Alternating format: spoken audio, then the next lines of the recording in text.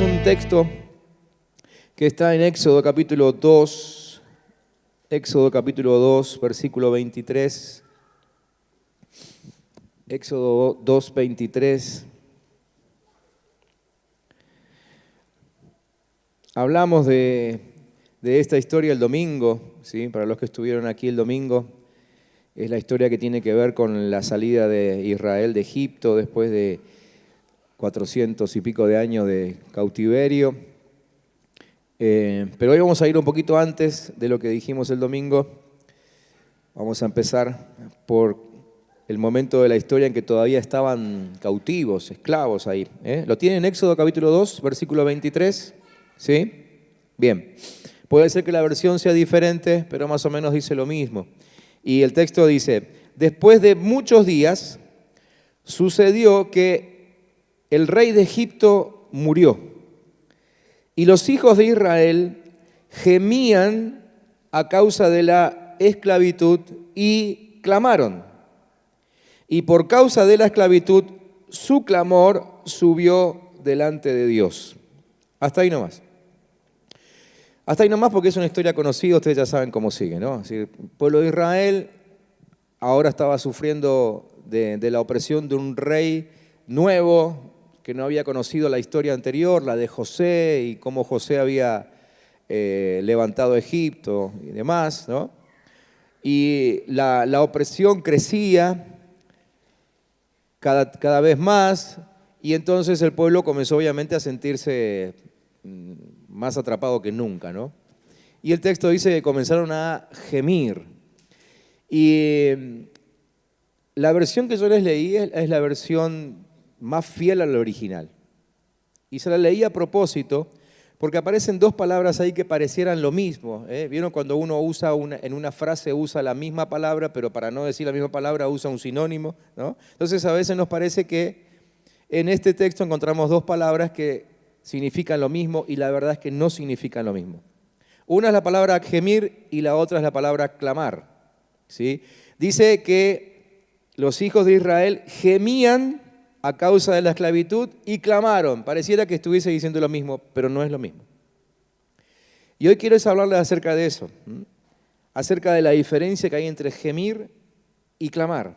Obviamente eso tiene que ver con una oración intensa, ¿no es cierto? No es la oración que por ahí hacemos a la mañana cuando salimos de casa, decimos: Señor, que este día sea bendecido, que sea un día de victoria y me voy a trabajar, ¿no? Sino que tiene que ver con una oración intensa, obviamente. Pónganse en el lugar de los hebreos en aquel tiempo, esclavos, sufriendo, no solamente encerrados en una tierra que ni siquiera era la suya, sino además con mucho castigo encima, con mucho trabajo que ni siquiera era para ellos porque estaban construyéndole el imperio a los egipcios, ¿sí? Así que pongámonos en esa situación y ellos comenzaron a gemir.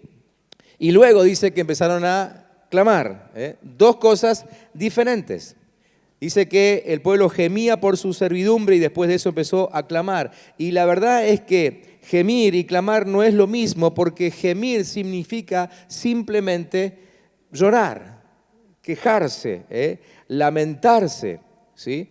Claro, era casi obvio, ¿no es cierto? Porque ellos estaban ahí sufriendo de dolor, de angustia, de opresión, ¿no? Y la aflicción no solamente que no disminuía, sino que cada vez crecía todavía mucho más. Y ese gemido era a causa de toda esa opresión que ellos estaban sintiendo. Cuando escribía estas primeras líneas de mi bosquejo, me acordé del texto de Lucas 4, donde Jesús se presenta y dice que Él vino a la tierra justamente para romper con esa angustia, para romper con ese dolor, ¿no es cierto? Para romper con esa miseria, con la muerte. Eso es lo que dice Jesús en Lucas capítulo 4, se lo voy a leer.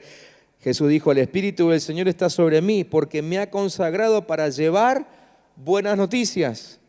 Me ha enviado a anunciar libertad a los presos, a dar vista a los ciegos, a poner en libertad a los oprimidos, a anunciar el tiempo favorable del Señor. O sea, Jesús vino justamente para romper cosas como las que estaban sufriendo el pueblo hebreo, ¿sí?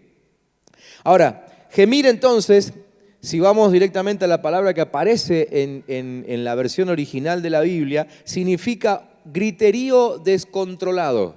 ¿Eh? Y vieron que eso es lo que muchas veces hacemos nosotros cuando estamos en la plena desesperación, ¿sí? Cuando ya estamos metidos en el pozo, no sé si les ha pasado alguna vez, ¿sí? Pero quizás tuvieron que sufrir alguna situación de esas extremadamente estresantes y esto es lo que sucede, ¿no? Un griterío descontrolado, ¿no? Me imaginaba yo, mientras escribía esto como para ejemplificar, no sé, en medio de un accidente, ¿no? Me acordaba yo el momento que seguimos todos el accidente del tren allí en Once, en Buenos Aires, ¿no? Ver esa cantidad de gente apilada una encima de la otra, ¿sí? Me imagino que el griterío en ese momento debe haber sido algo atroz. Bueno, eso es un gemido, un griterío descontrolado, es llamar a gritos pidiendo ayuda, es pedir ser libre de un problema angustioso. Eso es gemir, ¿sí? Y no está mal, o sea, yo recién les dije que una cosa es una cosa, otra cosa es otra cosa, o sea, gemir y clamar no es lo mismo, pero no quiere decir que una está mal y la otra está bien. Gemir está bien, pero solamente es para el principio de nuestra angustia. El gemido tiene que ver con despertarnos a la realidad que estamos viviendo. A veces cuando no llegamos al gemido, nunca caemos en cuenta de lo que nos está pasando, ¿no? De pronto uno, ¿vieron cuando decimos que hay gente que llora con lágrimas de cocodrilo, ¿no? Como que parece que está llorando, parece que lo sufre, parece que lo siente, pero sale de ahí y ya no pasa nada. Bueno, el gemido es cuando te das cuenta de que te está pasando algo, de que estás en una situación que no deberías estar. El gemido para el pueblo hebreo fue necesario para que ellos se den cuenta que nunca tendrían que haber transado con sus enemigos, ¿sí?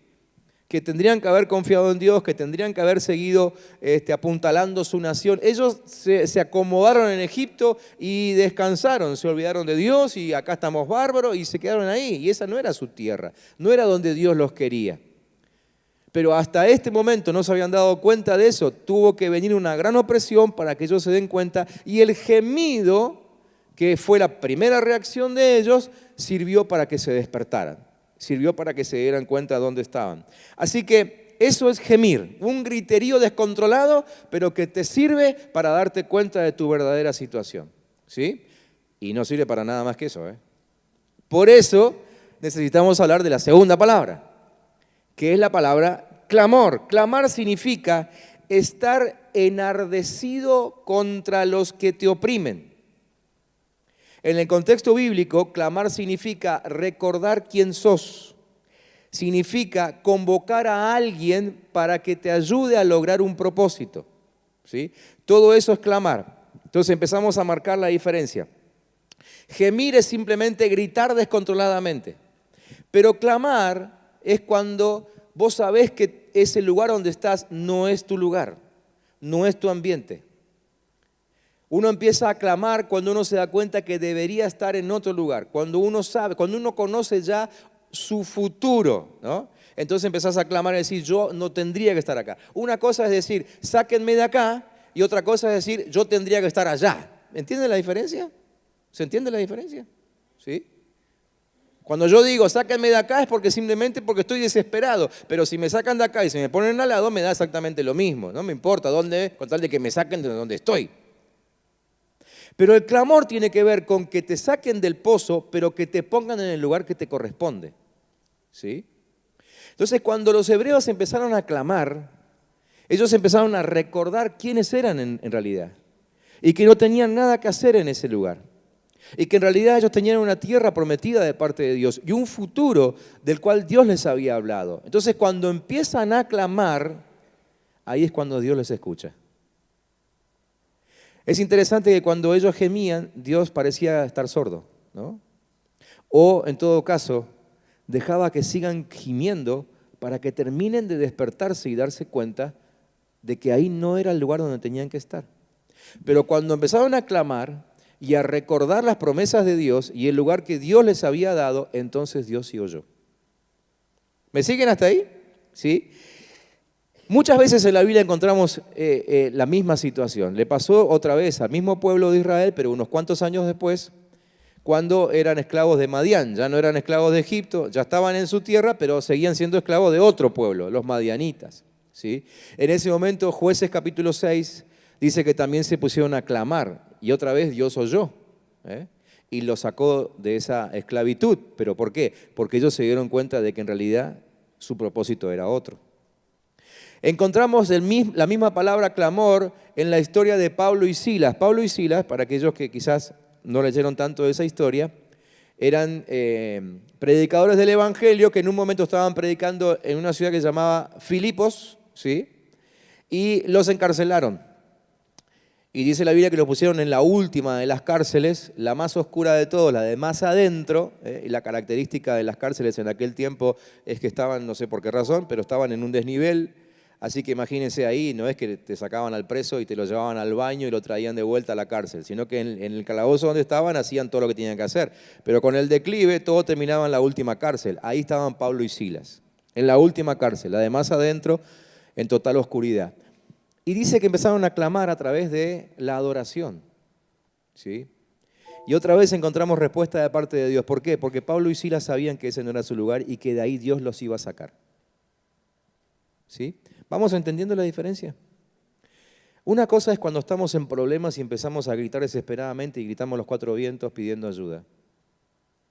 Pero otra cosa es cuando estamos en problemas y sabemos que tenemos un Dios que no nos quiere ahí, que ya soltó una palabra o un propósito para nosotros, ¿sí?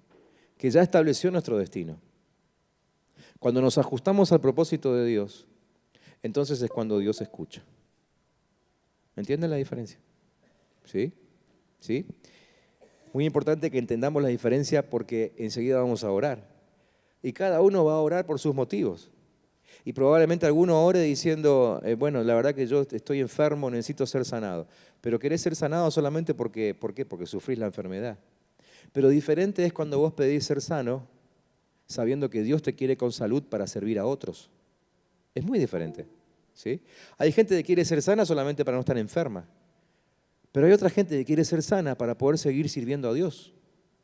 Es diferente una cosa de la otra. Entonces, los primeros gimen, los segundos claman. ¿Sí?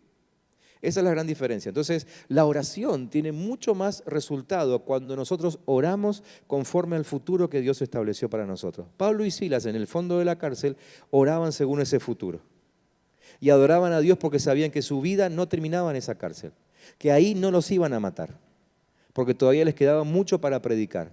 Entonces adoraban a Dios, cantaban a Dios y clamaban y esperaban, porque en algún momento Dios, sabían ellos, los iba a sacar de ahí. ¿Sí? Así que cuando oramos, necesitamos entender la diferencia entre simplemente gemir y lo que es clamar. Nuestro gemido llega solamente al techo, pero nuestro clamor llega al cielo. ¿Sí? El gemido es para que me despierte yo. El clamor es para que se despierte Dios, si es que Dios duerme, ¿no? ¿Entienden? Mi gemido llega al techo, como les dije recién. El clamor cubre el techo de mi casa. Es otro tipo de protección. No tiene que ver con la desesperación, sino que tiene que ver con que se cumpla el plan de Dios sobre tu vida. Es muy diferente una cosa a la otra. ¿Sí? Así que lo que vamos a hacer esta noche es justamente eso. Vamos a orar, pero en este sentido. Vamos a orar en el sentido del clamor. Y vamos a orar cada uno entendiendo lo que Dios quiere para su propia vida. Ahora, quizás alguno diga, bueno, pero la verdad que yo todavía no sé qué quiere Dios de mi vida. Bueno, muy bien. Ahora que entendiste la diferencia y que sabes que gemido no te va a dar mucho resultado, ponete a buscar cuál es el propósito de Dios para tu vida. ¿Sí? Y decirle, Señor, yo quiero servirte, yo quiero vivir conforme a lo que vos planeaste para mí.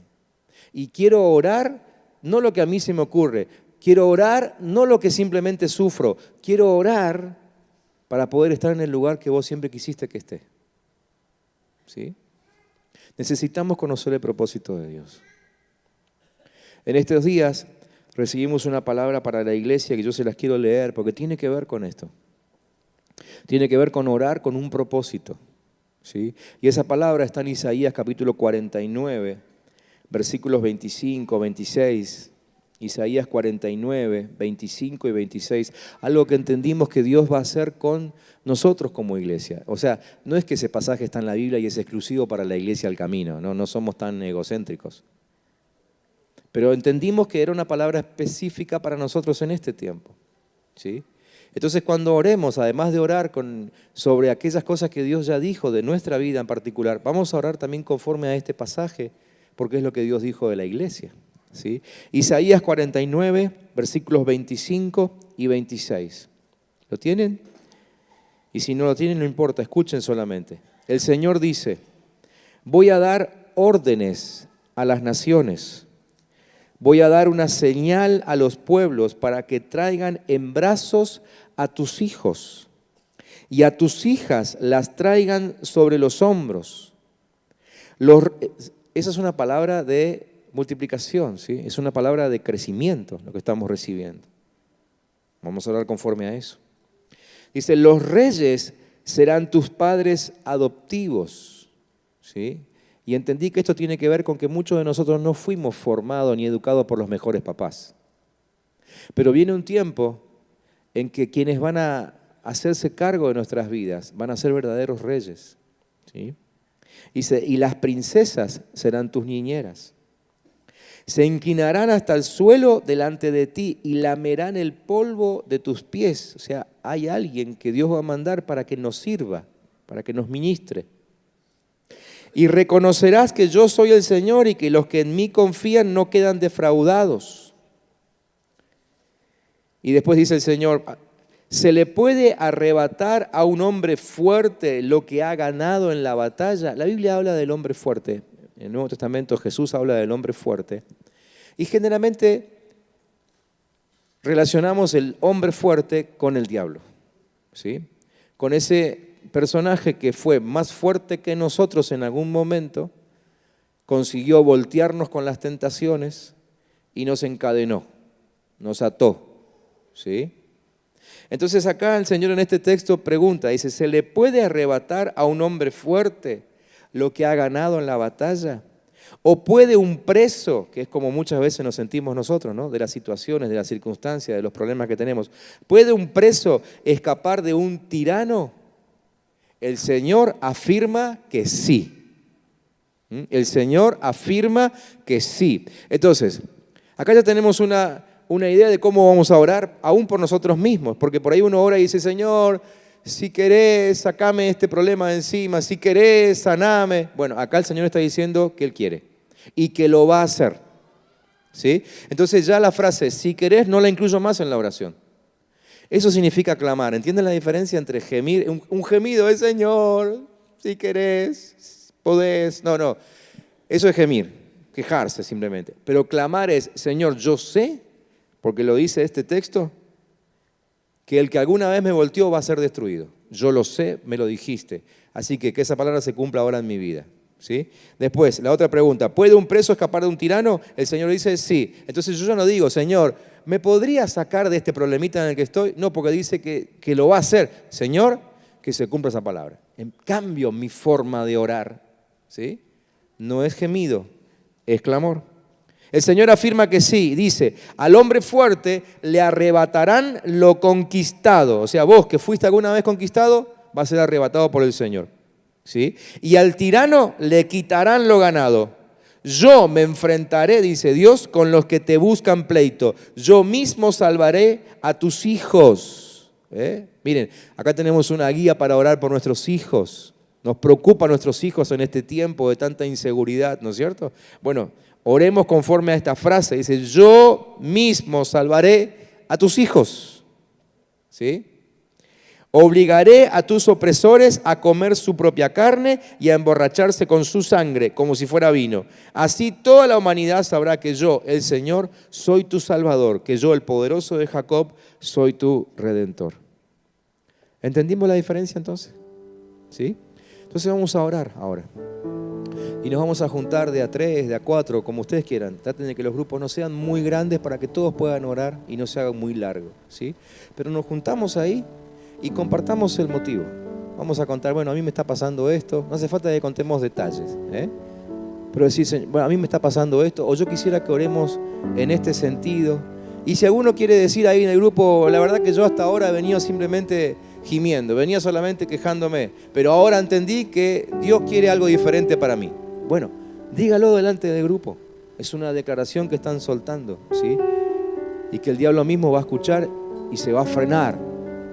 Y se va a apartar de tu vida porque te va a ver bien seguro, segura de lo que Dios puso en tu corazón. Bien, nos juntamos ahí 3, 4 y comenzamos a orar en este sentido, conforme al propósito de Dios para nuestras vidas. Vamos, compartimos los motivos y nos ponemos a orar.